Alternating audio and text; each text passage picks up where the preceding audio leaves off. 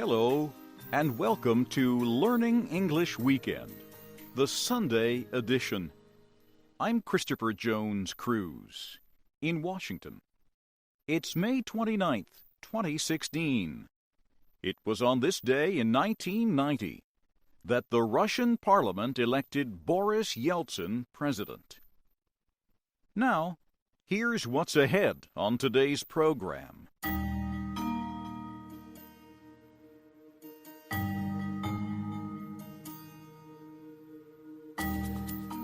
In our weekly higher education report, Pete Musto tells us about the trend in recent years for more financial aid to be given to high-income students rather than low-income students.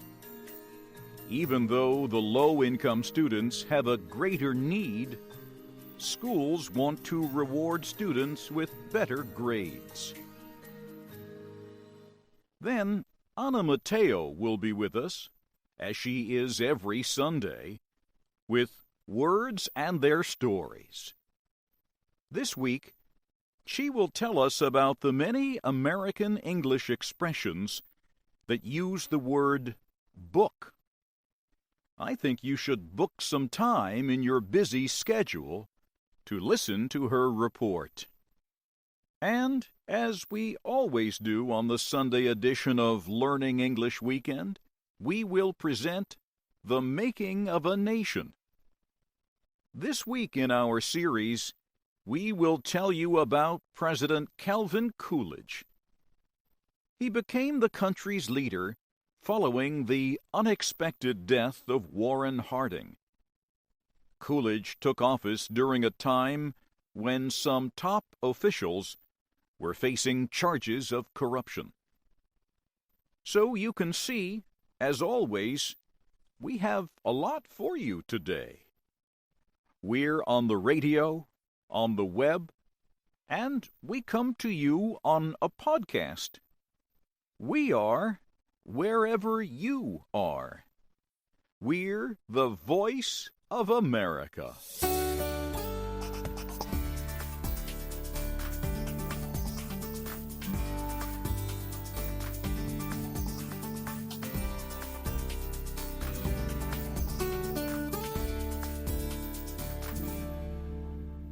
Now, as we do every Sunday, we tell you what is happening in American higher education. This week, education reporter Pete Musto tells us about where financial aid is going. Financial aid is an important resource for students who want to attend college in the United States but don't have enough money. Financial aid is offered by banks, the government, and the school a student plans to attend. But as Pete tells us, research shows the amount of financial aid that colleges and universities provide low-income students has decreased. The National Center for Education Statistics, or NCES, collects information about education across the country.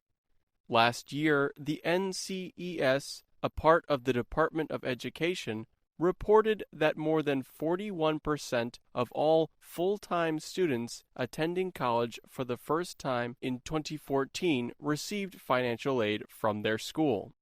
But the NCES report also shows the average amount of institutional aid for low-income students has decreased steadily from 1996 to 2012. The average amount of institutional aid given to the lowest income students was $2,540 in 1996. The average amount given to the highest income students was $3,327 in the same year. That indicates that students with the greatest need received less financial aid than higher income students. In 2012, low-income students received an average of $5,300, while high-income students received an average of $7,800. Again, the students with the greatest need received less financial aid than higher income students. Ben Miller is the Senior Director for Post-Secondary Education at the Center for American Progress, an organization that studies and reports on American society. Miller says the problem goes back earlier than 1996. He says the problem is colleges want to look better in rankings like the U.S. News and World Report, a media company that creates a list of what it calls America's best colleges. The company bases the list on information like the average standardized test results of a school's students. A college with higher average test results has a better chance of being higher on U.S. News and World Report's list. Miller says higher income students usually have higher test results and grade averages.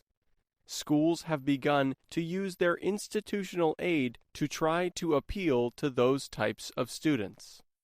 When schools take students with better academic records and are able to turn other students away, they look more prestigious, he says. The problem is we haven't come up with a good way to evaluate colleges on meaningful things. You can't go out there and find out what's the college where I'm going to learn the most, or what's the college where I'm going to get the most skills for my money that's going to be my best value. And so instead, we use a lot of things that we think might represent quality and value, but really don't necessarily. The College Board lists the average cost of universities in the U.S. They looked at the average cost for residents to attend a public four-year institution in their state. They found the cost was $9,410 for the 2015-2016 academic year. The average cost for a private four-year institution was $32,405 for the same year.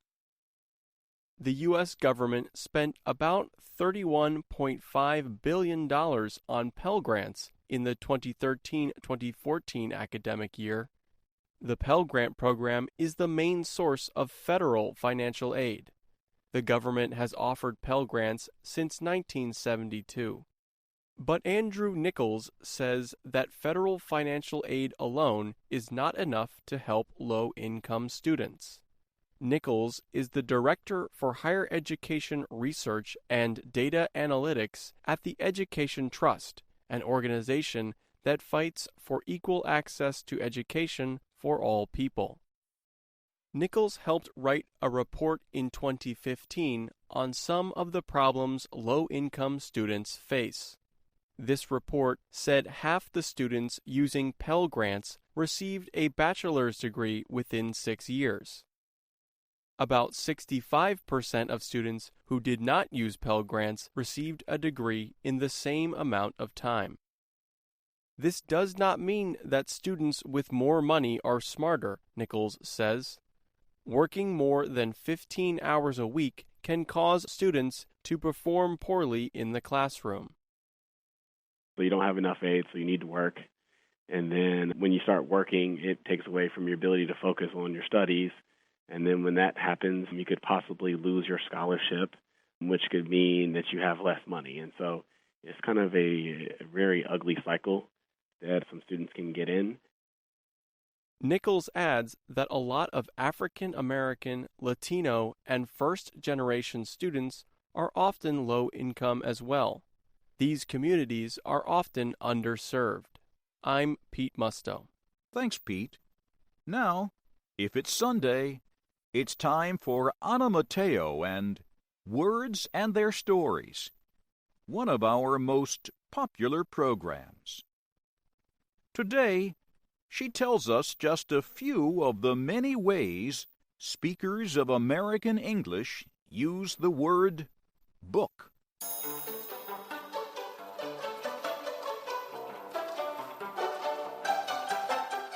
Now, the VOA Learning English program, Words and Their Stories. When you learn a foreign language, It can be very difficult to know the best word to use in a situation. This show can help you learn how and when to use American expressions. Today, we will explore a seemingly simple word, book. Everyone knows what a book is. We read books to get information. We read books for stories.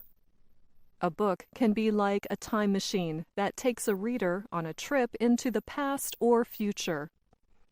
People who love to read and love books are called bookworms. Like the actual insects that feed on the pages and paste of books, bookworms eat up every word on the printed page. Even with the invention of electronic books, or e-books, book lovers are still called bookworms. Besides pages and paste, a book is made up of several parts. Let's begin with what we usually see first, the cover. In American English, we like to say, do not judge a book by its cover. This means you should not judge something or someone simply by how it looks on the outside. The cover of a book may look appealing, but that does not mean the inside is well written. This expression is usually used with people. Another part of a book is the page. If we say a book is a real page-turner, it means it is very well written and very suspenseful. You cannot wait to turn the page to find out what happens next. However, to turn the page means something different. This means to stop thinking or dealing with something unpleasant. A chapter is also part of a book. It can also mean a part of history or a person's life. Sometimes these two are used together, as in this example. It is time to turn the page on that dark chapter in history. This can also be used in a personal example. She needed to turn the page on the sad chapter in her life. Instead of turning the page or starting a new chapter, you can be on the same page with someone. To be on the same page means you agree about something. It is as if the two of you are reading from the same book and have stopped at the same place. When you do stop reading in a book, especially a borrowed book, you may want to think twice before dog-earing the page to mark your spot. To dog-ear the page of a book means to bend the top corner slightly, like a dog's ear, and this upsets many book lovers. So do not dog-ear someone else's book, and definitely do not tear a page out of it, except if you are using the idiom. Taking a page out of someone's book means to do something they would do. This can be used for people or for organizations. For example, some people feel the government should take a page out of the private sector's book and operate more efficiently. Besides reading books, did you know you can also read people? To read someone like a book means you are able to understand someone very clearly. It is easy to read someone like a book when they are an open book. A person who is an open book shares their thoughts and shows their feelings very easily. A closed book is the opposite. It describes something that is difficult to understand, or a person who does not share personal details. This expression can also mean something that has completely ended. For example, if you have a friend who went through a difficult divorce, you could say her marriage is a closed book, and one she does not want to read again. All this opening and closing of books makes me think of studying. Students facing a tough exam must hit the books. This sounds violent, but it simply means to study long and hard. No one has to physically attack the books, although, after hours and hours of studying, a student may want to. Now let's listen to some of these expressions in a conversation. What are you doing this weekend? Richard and I are hitting the books. We need to study for the big exam. Richard, the new student? He's always so cheery. He must have a really easy life. You should not judge a book by its cover. I've known Richard a long time, and actually, he has had a really rough year. Really? I'm surprised to hear that. He is always smiling and is so pleasant with everyone. He has always been a bit of a closed book. He never talks about his personal life, especially the bad times. I should take a page out of Richard's book and be happy even when times are tough. We're on the same page there. I'm trying to keep a good attitude, too. But he said that he's finally turned the page on a difficult chapter in his life. Glad to hear it. He seems like a really nice guy. And now it's time for us to turn the page and end this chapter of Words and Their Stories. But join us again next time as we talk more about words and expressions in American English. I'm Anna Mateo. There's so many books to choose. Get on board, you just can't. Now, as we do every Sunday, we present The Making of a Nation. This week in our series, Steve Ember and Shirley Griffith tell us about Calvin Coolidge and how he became President of the United States. The early 1920s were a troubled time for America. Congress and the public began to discover crimes by several officials in the administration of President Warren Harding. Harding became seriously ill during a trip to Alaska and the western states. He died in a hotel room in California in August 1923. Harding's vice president, Calvin Coolidge, became president. Both men were Republicans. Their policies on issues were much the same. But Coolidge was a very different man. He was completely honest. He was the kind of president the country needed to rebuild trust in the government. Calvin Coolidge was quiet and plain-looking. He was the son of a farmer and political leader from the small northeastern state of Vermont. Young Calvin worked at different jobs to pay for his college education. He became a lawyer.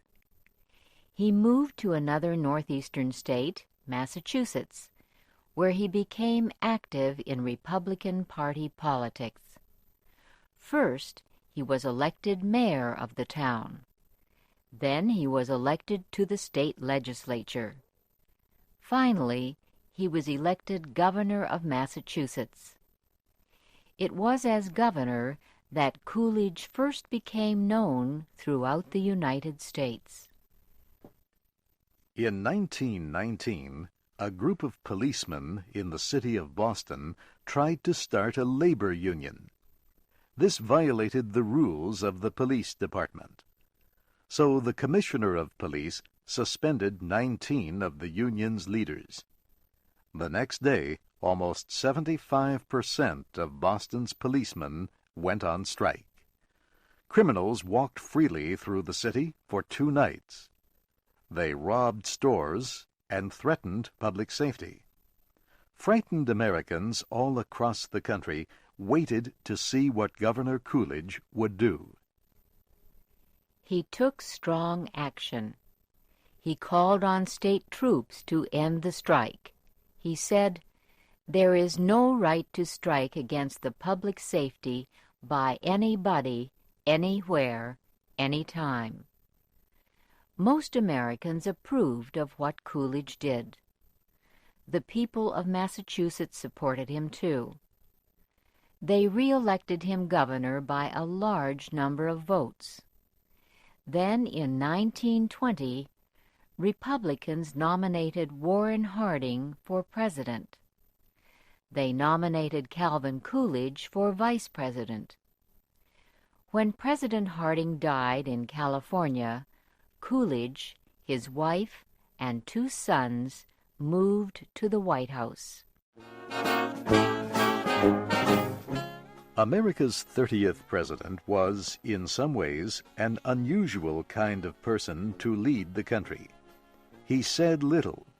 He showed few feelings. Coolidge's policies as president were not active. He tried to start as few new programs as possible. He was a conservative Republican who believed deeply that government should be small. Coolidge expressed his belief this way: if the federal government should go out of existence, most people would not note the difference. And once, he said, 4/5 of our troubles in this life would disappear if we would only sit down and keep still. Coolidge believed that private business, not the federal government, should lead the country to greater wealth and happiness. He continued President Harding's policy of supporting American business both inside the United States and in other countries. The government under President Coolidge continued high taxes on imports in an effort to help American companies. Many Americans shared Coolidge's ideas about small government and big business. In the early 1920s, many of them were living better than ever before. At that time, companies were growing larger. The prices of their stocks rose higher and higher. There were lots of jobs, and the wages of many workers increased. Americans agreed with their president that there was little need for government spending and government programs when private industry seemed so strong. The American economy grew in the 1920s for several reasons. The World War had destroyed many factories and businesses in Europe. The United States did not suffer the same destruction. It was still a young country. It had great natural resources, trained workers, and a huge market within its own borders. When peace came, Americans found their economy stronger than any other in the world. Changes in the American market also helped economic growth.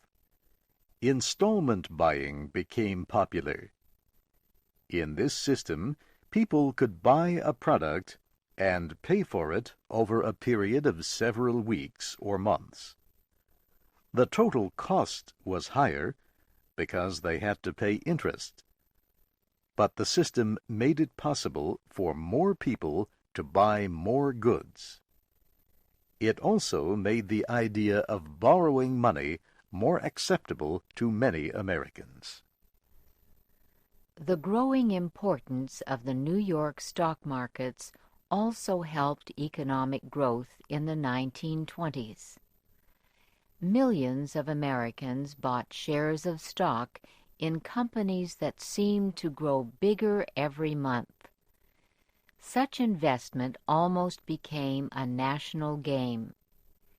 People would buy shares of stock, then sell them when the stock rose in value. There were many stories of poor people who became rich overnight by buying the right stocks. The American Congress also helped the economy by lowering income taxes.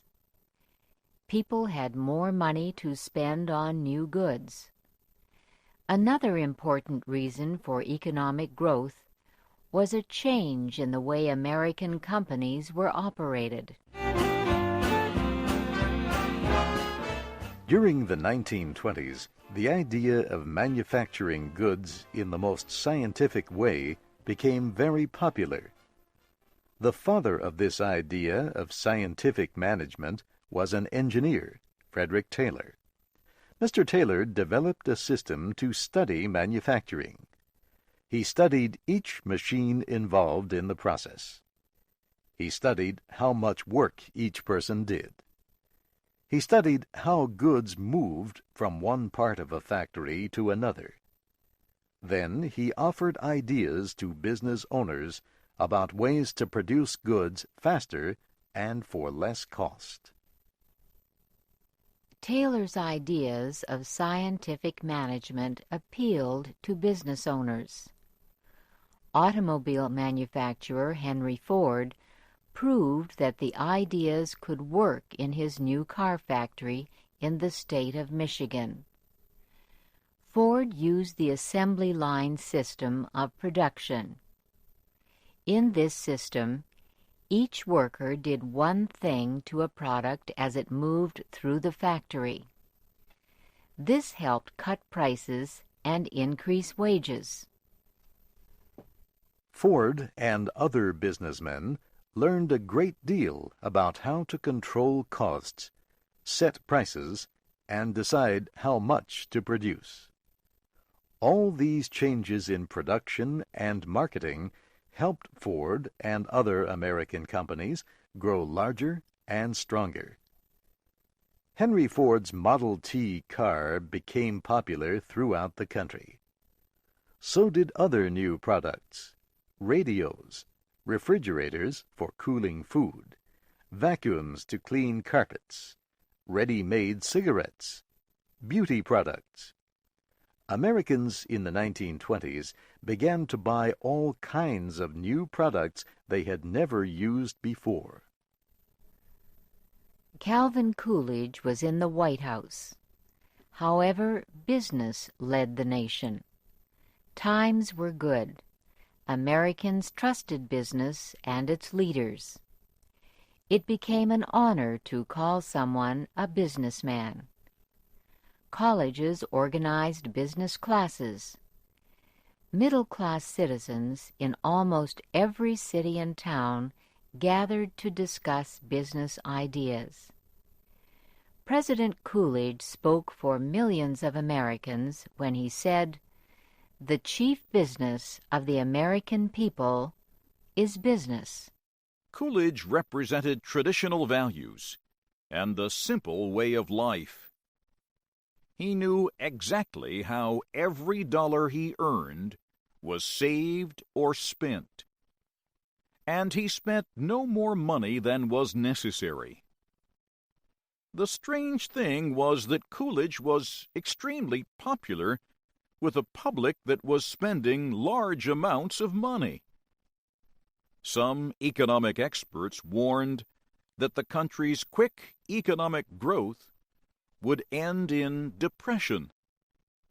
Most Americans, however, believed that the good times had come to stay. They enjoyed the good things in life that work and success in business could bring. The economic growth of the 1920s brought exciting changes to the day-to-day life of millions of Americans. Those changes will be the subject of our Making of a Nation program next week on Learning English Weekend, the Sunday edition. You can read and listen to all of the stories that you have just heard on this program on our website, learningenglish.voanews.com. And that's Learning English Weekend, the Sunday edition. I'm Christopher Jones Cruz reporting from Washington. For all of us here at VOA Learning English, thanks for spending some time with us today.